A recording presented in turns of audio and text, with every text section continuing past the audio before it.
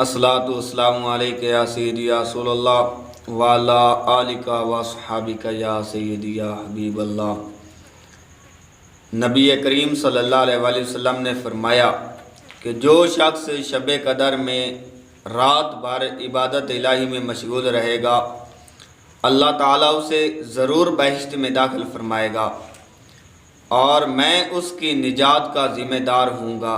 नबी पाक सल्लल्लाहु अलैहि वसल्लम ने फरमाया उसे 70 बरस की इबादत का सवाब मिलेगा और उसके नामा अमाल में 7000 साल की इबादत लिखी जाएगी और बहिश्त में उसके लिए एक महल तैयार किया जाएगा जिसके 1000 दरवाजे होंगे और हर एक दरवाजे पर 1000 खादिम होंगे।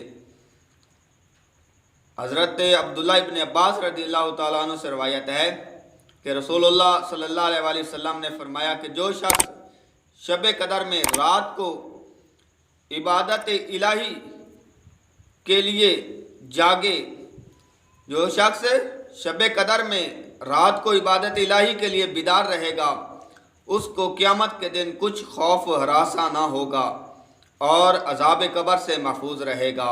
एक और हदीस में है कि एक बार रसूल करीम सल्लल्लाहु अलैहि वसल्लम एक कब्र से गुजरे जिसमें से आवाज़ आती थी, हाय मैं जलील व ख़ार हो गया, हाय मैंने उम्र बेकार ज़ाया की।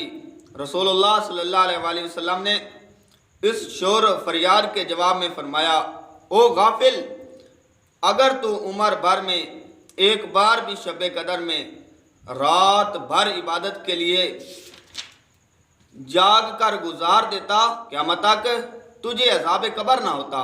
तो हज़रात गिरामी, शब कदर में जागने की इतनी फजीलत है तो हमें चाहिए कि हम इस रात को जाग कर अल्लाह की इबादत करें। अल्लाह करीम अमल की तौफीक अता फरमाए।